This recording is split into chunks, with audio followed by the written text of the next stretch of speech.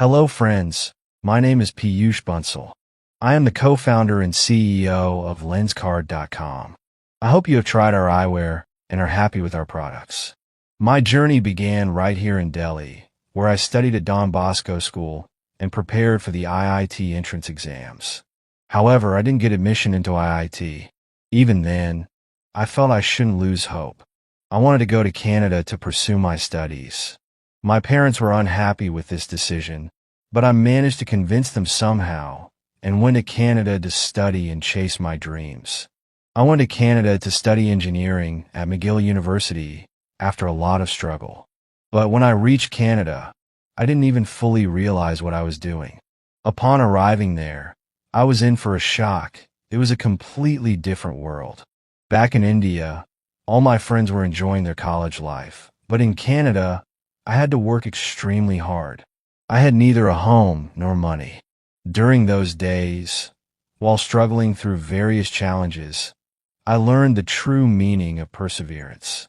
I learned how to work 18 to 20 hours a day, balancing college studies, a receptionist job, managing household expenses, and still dreaming big.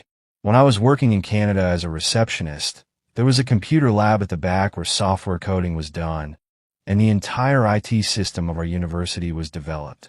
There was a senior there who used to code, and I became good friends with him. I found what he was creating very interesting and cool. One day, I told him that I wanted to learn too. He handed me a big book on Visual Basic Plus to read. So, while studying and doing my receptionist job, I would spend my nights reading that book. Gradually, I developed an interest in coding and started creating small programs to show him. Seeing my progress, he moved me from the receptionist job to a coding job.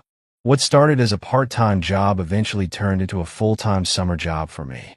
What I was studying in college was very theoretical, while the work I was doing in my job was highly practical. That gave me a unique connection to consumers, which was on a completely different level.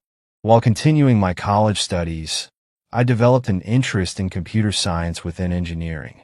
In my second year of college, I decided to apply for an internship at Microsoft. Many people discouraged me, saying that they don't recruit from our college.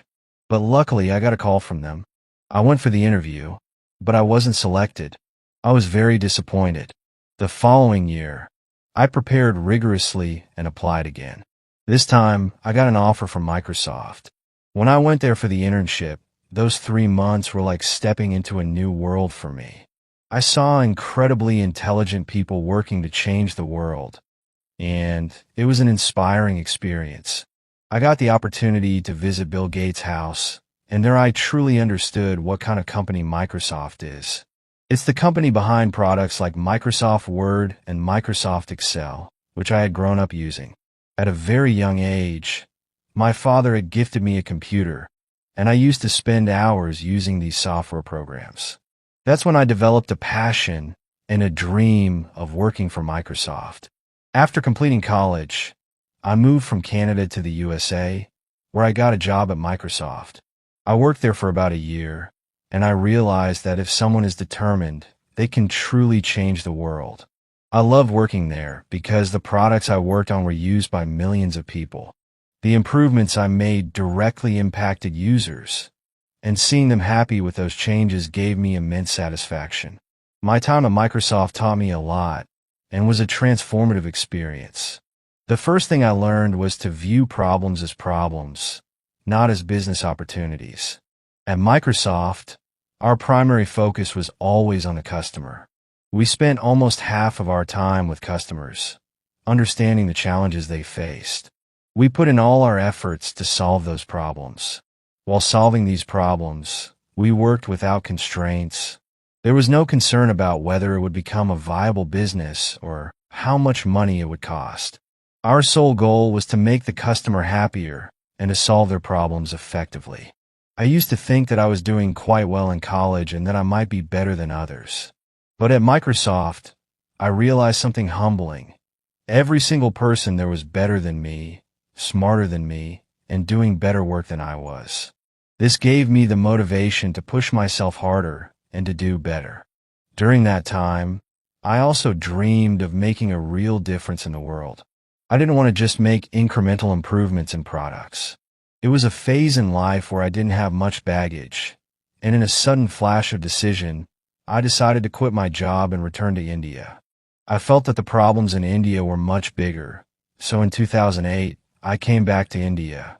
I didn't have any concrete idea in mind, just the little savings I had earned at Microsoft. My parents had mixed feelings. They were happy that I was returning to India after so many years, but also a bit upset because I had left such a good job. I'm quite a stubborn person. After coming back to India, I spent 3 to 4 months just converting my car garage into an office. My parents were quite worried about what exactly I was trying to do. After that, I was driven by a passion to do something to change the world. I decided to focus on solving the housing problem for college students. I didn't have a business plan, nor did I have any business experience. I was more of a bookish person in school and college, but I had a little experience from Microsoft. I knew that if I focused solely on the customer and aimed to change their world, a business could emerge from that. Time passed, and during that period, I met some great people whose thinking matched with mine. Together, we began working toward this vision. I met my co-founder, Amit Chaudhary, who joined me in this venture. Since he had come from Kolkata to Delhi, he didn't have a place of his own and stayed at my house. When he came, it gave me another surge of passion to do something bigger. While we had solved the college student housing problem, I came across an interesting fact: that India is called the blind capital of the world.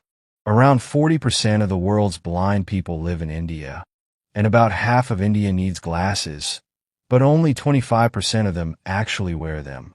I realized that this was a problem no one was truly solving, and I thought maybe this was my opportunity to change the world. So, with Amit by my side and another co-founder, Sumit Kapahi, whom we found on LinkedIn, we began the journey of Lenskart in 2011. Sumit was a bit older than us, but had also recently quit his job at an eyewear company. As we embarked on this journey, some investors approached us. We didn't negotiate much, just partnered with them, and time passed.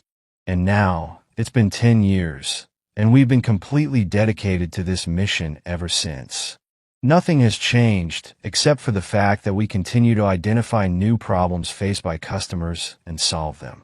One thing I've realized is that our work style is our biggest strength. We're not afraid of failure, and we're not afraid to take risks, because we have nothing to lose, and we never did. We take big risks, think big, and if we fall, we get up again.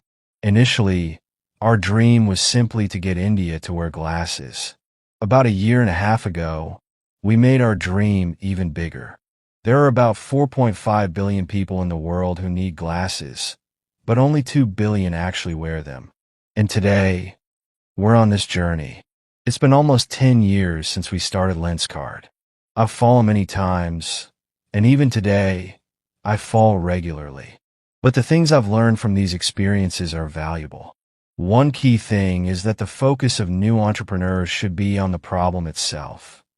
Understanding what the problem is. Is it a real problem?